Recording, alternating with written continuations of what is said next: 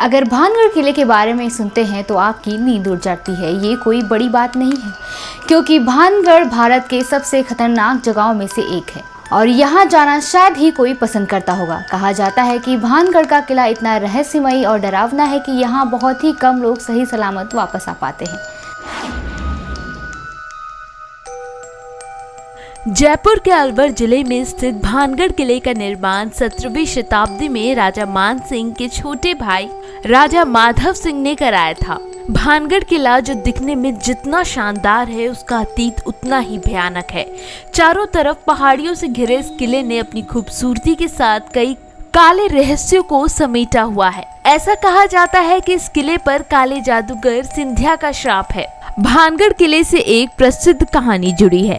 भानगढ़ की राजकुमारी रत्नावती की खूबसूरती के चर्चे इतने थे कि आसपास राज्य के सभी राजकुमार उनसे विवाह करना चाहते थे। एक बार राजकुमारी रत्नावती अपनी सहेलियों के साथ बाजार में एक इत्र की दुकान पर पहुंची और वो इत्रों को हाथ में लेकर उसकी खुशबू ले रही थी। उसी वक्त उस दुकान से कुछ ही दूरी पर एक सिंधिया नामक व्यक्ति आकर खड़ा हो गया और उन्हें बहुत ही गौर से देखने लगा। ऐसा कहा जाता है कि सिंधिया को काले जादू में महारत हासिल थी और वो राजकुमारी के रूप का दीवाना था और वो राजकुमारी को किसी भी हाल में पाना चाहता था।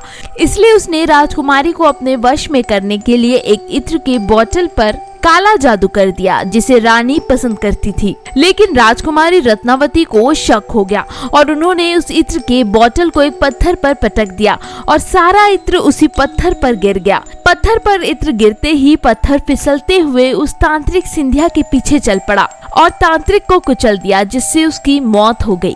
मरने से पहले सिंधिया ने ये श्राप दिया था कि इस किले में रहने वाले सभी लोग जल्द मर जाएंगे और वो दोबारा जन्म नहीं ले सकेंगे और ताउम्र उनकी आत्माएं इस किले में भटकती रहेंगी।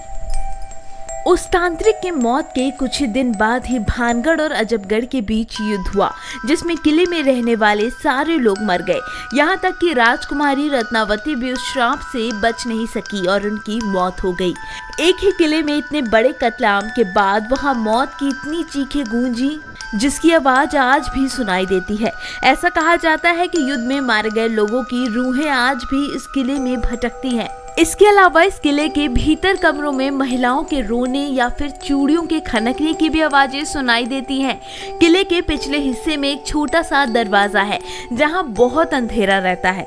कई बार वहां किसी के बात करने या एक विशेष प्रकार के गंध को महसूस किया जाता है। वहीं किले में शाम के वक्त बहुत ही सन्नाटा रहता है और अचानक ही किसी के चीखने की भयानक आवाज इस किले में गूंज जाती है। इसीलिए यहाँ कोई सपने में भी जाना पसंद नहीं करता है। फिलहाल इस किले की देखरेख भारत सरकार करती है। किले के चारों तरफ आर्कियोलॉजिकल सर्वे ऑफ इंडिया की टीम मौजूद रहती है, जिसे सख्त हिदायत दी गई है कि सूर्यास्त के बाद इस इलाके में कोई भी व्यक्ति नहीं रुकेगा और जिन लोगों ने यहाँ रात में रुकने की जिद की, उनकी सुबह कभी नहीं हुई। ऐसे ही रहस्यमय और रोचक खबरें सुनने के लिए हमारे चैनल को लाइक, शेयर एंड सब्सक्राइब करना ना भूलें और देखते रहें द यूपी खबर।